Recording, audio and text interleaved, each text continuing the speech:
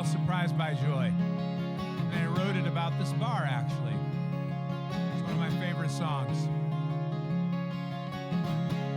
Was a season of dark on the outskirts of despair. So much light gone out to sea.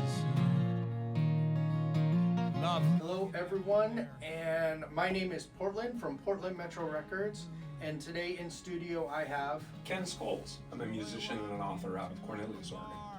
welcome. You are actually a neighbor here, so this is not that far away.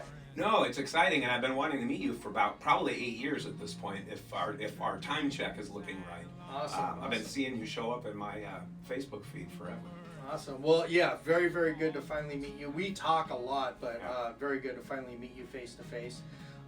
You will find that with me on everybody. I do a lot online, and then finally having this studio, I finally get to meet people that I've been speaking to for a long time. We invited you to play at our farmers market June 22nd. Yes. That's a Thursday. It'll be from 5 to 6. Yes. And also in studio, you will be also playing a song. So thank you so much for that. You will be our first guest to actually play in the studio. Oh, that's fantastic. Well, it'll be the first time I've ever played in the studio. Oh, nice. I've played in lots of venues, but not in a studio, other than, recording in a small home studio. Sure. This will be a very good test. I have a feeling the test will go well. But to give you background, we also do our TV show, and there's a monitor there, and I'm kind of worried about clipping and feedback, but we'll give it a try, and I think we'll do well. I'm very, very excited. The farmers market is celebrating 7 or 8 years. I'm gonna say 8 years. Oh, that's fantastic.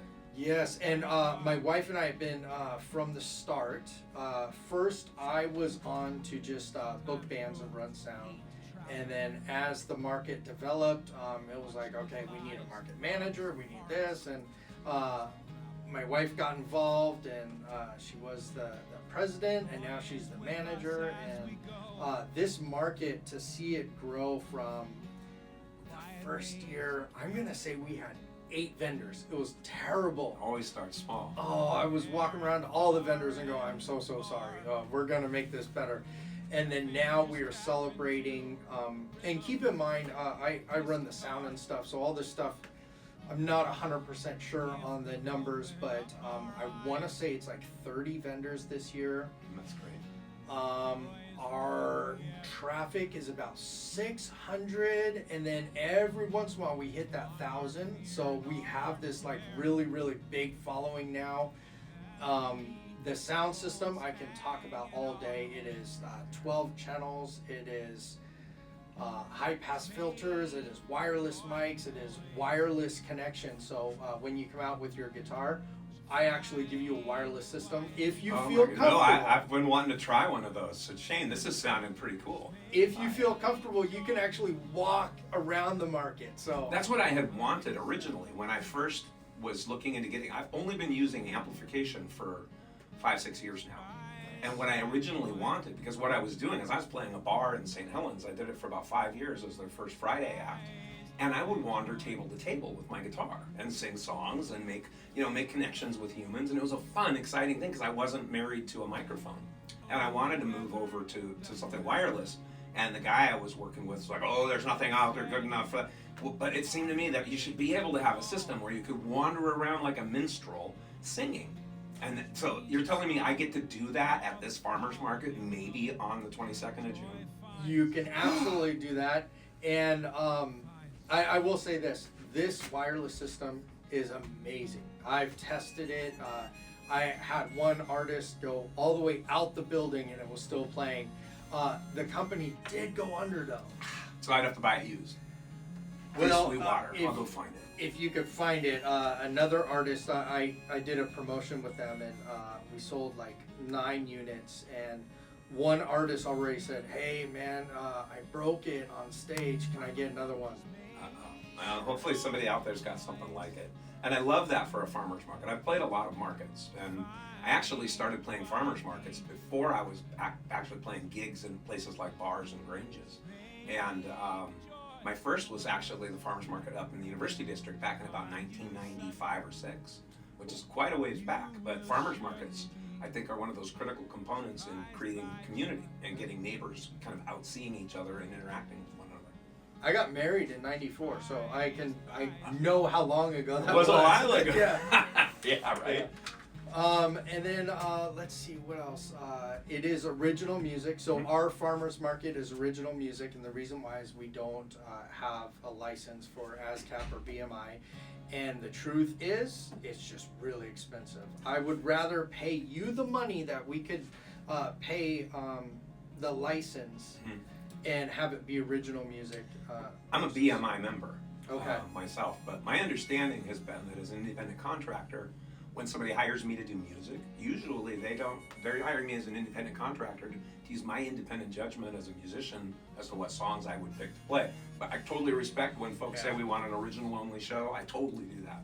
But when I'm working bars, playing bars, sometimes they get hit with these rogue agents and it's usually, I think it's one, not the other. I don't think BMI is out policing this as much as the other one. Yeah. But my understanding is that there's a good fight to be had over the fact that as an independent contractor, I'm not giving the bar a say over my set list. I create music in the moment, and sometimes it's a cover and sometimes it's original, but I'm the one doing it. Sadly, we had to go into this. You had this tested? And here is the reality. When you sign up for ASCAP or BMI, you do forfeit your right to play your music at a place that doesn't have the license. So even though you wrote it, even though you did everything, they are the ones that say, no, I'm sorry, you still have to do it. And a lot of bars and a lot of farmers markets, believe it or not, the farmers markets are kind of getting hit the most because a lot of farmers markets are 501c, which is nonprofit. Yeah. And the idea behind nonprofit is they're like, hey, there's an understanding you don't need to do the license if you're a nonprofit. What the license will say is, well, because your vendors are making money, you're actually treated as a mall. So even though you are a 501, because people are making money, you have to pay the license. And we had to go through that. So we learned it. I hope someday enough lawyers get together to figure out a way out of that, because it seems like a mess. Here's what has been told, and we're going off rails, but I think this is really important. It is a good talk. What is being said is they're going to try and come up with one, and that's really where the problem is. It's just one place where you go to say my music is registered, and it is policed. It is all that. The problem I find is there's so many that not only do I have to do this license, but if you play a different song and it's under this one, I have to also pay this license. And then it goes into, do you charge a door fee? If there's a door fee, there's a different license for that. How many speakers are being played? If there's more than 4, there's an extra. And so a lot of people are like, we just need to smooth it out, one simple license, and forget about the speakers. They should let the musicians get the license. I tried that already. I went to both places asking, I'm a musician, I play music from both. I would like to get a license from you to play the music that's licensed with you. They should issue it directly to the musicians, because they're the ones usually picking the songs they want to play. Yeah. And if I had to pay BMI and ASCAP both a fee each year to be able to play those songs, I can hook up and play that. As long as it was reasonable and they thought about it from the standpoint of, these are artisans who are out. I'm not doing Tom Petty's song. I'm doing my version of Tom Petty's song, which if I were to record it and put out and license it through CD Baby, I could do that. Yeah. I could figure out a way to put that and have a cover of whatever song I wanted to put out there. And I think that they should maybe consider that as a path, because then you get these musicians like me kicking in a little money. We're already getting involved with the org at some level. Maybe they'd be able to pull more people in.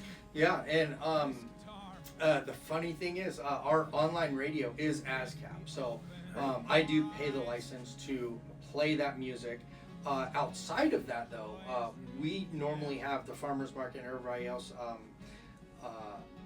not licensed, and here is the reality. The license for an ASCAP for a day, depending on a whole bunch of stuff, but it's $100 for me. So I pay you whatever I pay you, and then I also have to pay the 100 there. In a farmer's market, they're like, we're barely trying to pay this guy. I think there are lawyers that need to get involved higher up somewhere down the food chain, because this is one of those, why are there people at the bottom of the lake? Well, we need to go put a fence in upriver.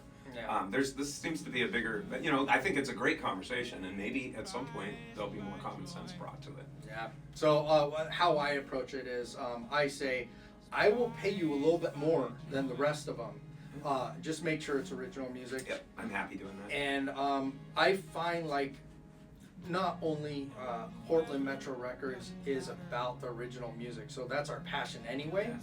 I would rather the artist get paid for what you're doing, because you're the one that went in the recording studio, you wrote it, there's so much that goes into music that I don't think a lot of people know about, that to put the money in your pocket is really my goal. Well, I appreciate it. Oh, thank you. We appreciate it. And I will also say this, our audience appreciates it. Our audience will go, wow, I've never heard that song. So you're playing and I speak to the audience and I'll go, oh yeah, that's an original song. They wrote it. They're like, no way. Where are they from? And when I say, oh, that's an Oregon artist, they're like, no way. I didn't know that Oregon artists were like at this level. So I definitely shop around. I definitely find people like yourself, and we invest. Well, I appreciated seeing you show up during my pandemic live shows. I think that's Nice. when I first started being aware of you following my music more. Nice. I see you pop in, so. Yeah, and let's go into a little bit more. You do a lot of original music.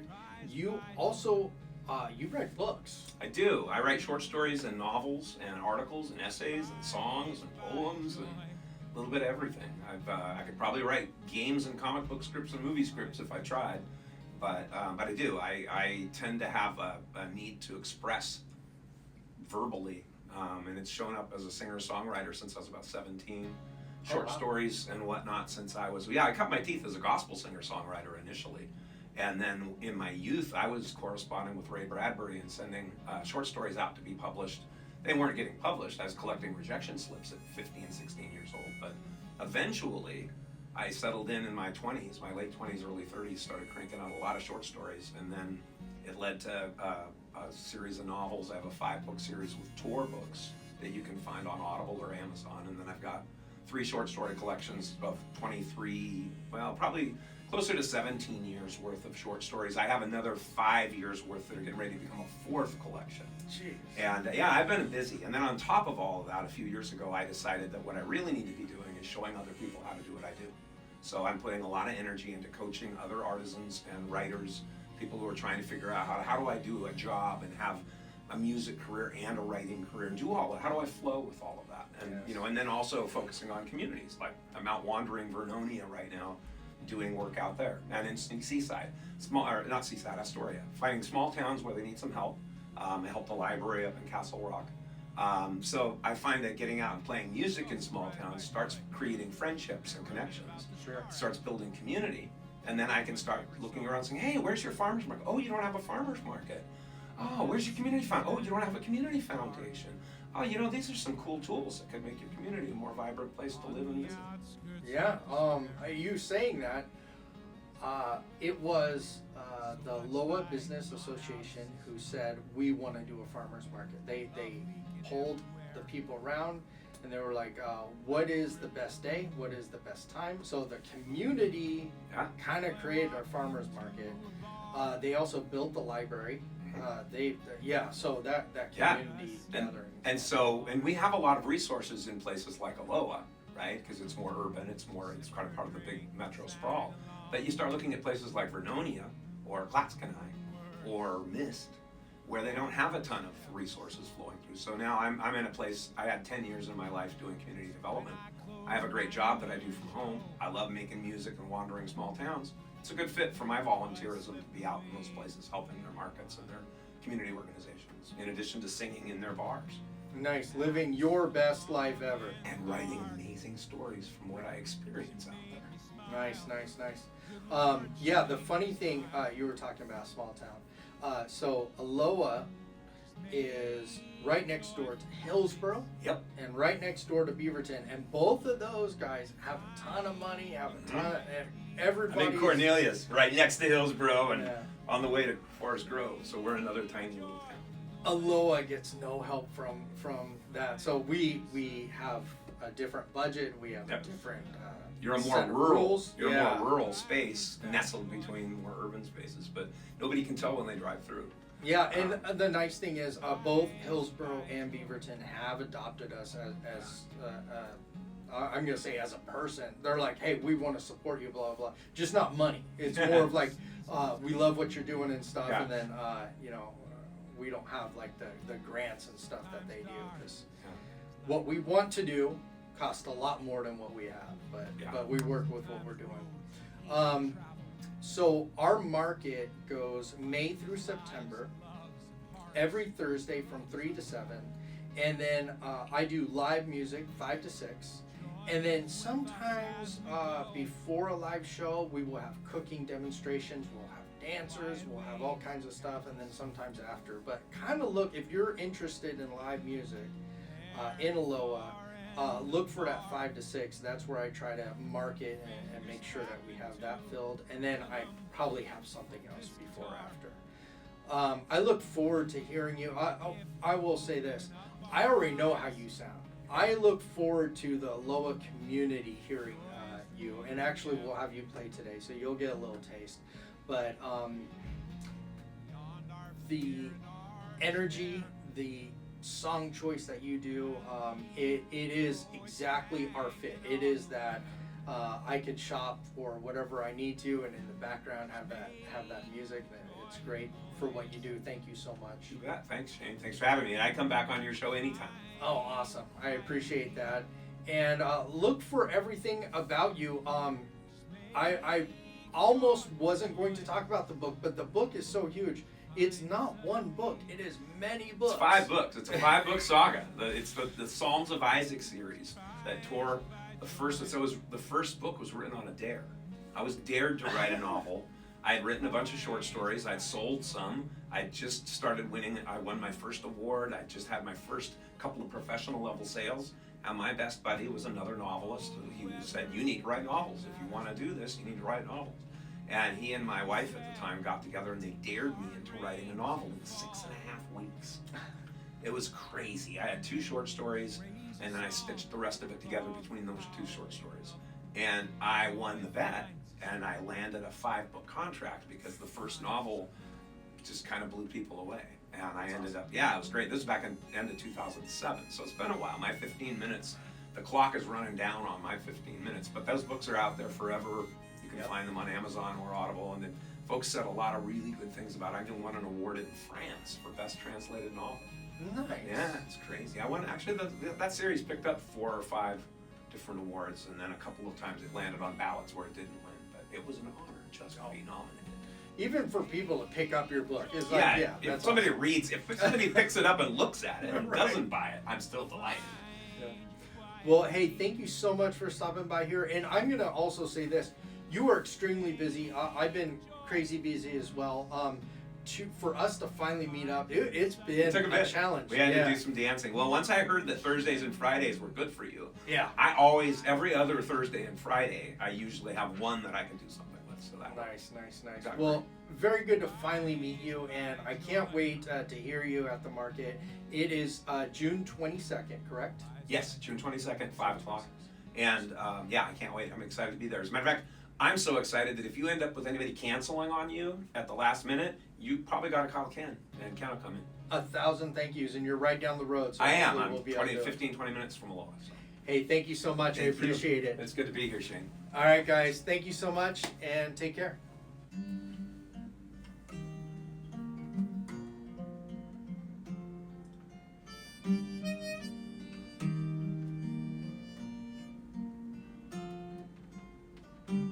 Matter in a driftwood lounge. Wildflowers were all around. The sun was shining in a mountain meadow in the middle of a crowded bar. She played it cool, but she couldn't fight it. When the bear broke out the word detritus, I sing some songs, she pats the couch, says, "You gonna join me here, or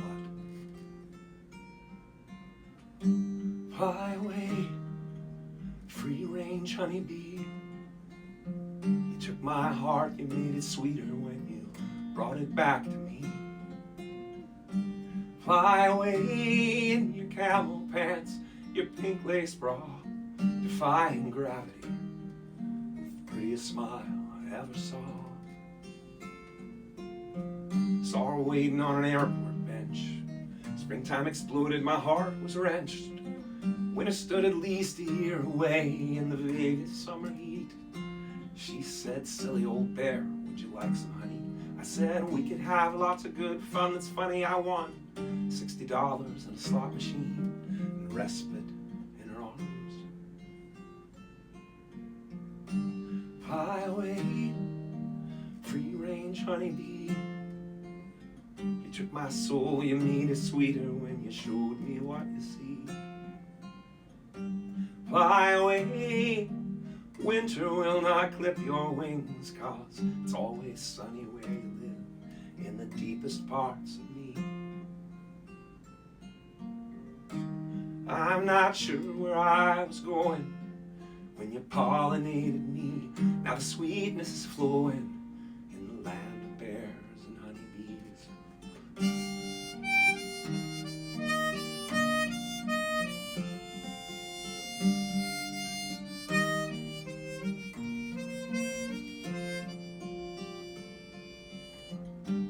Fly away, free-range honeybee. Oh, you took my world, you made it sweeter when you made sweet love with me. Fly away, then fly back home to me. I found a meadow where we can lay. I found a meadow where we can lay. I found a meadow where we can lay in the shade of an old pine tree. Fly away, fly away, fly away, and come back home to me.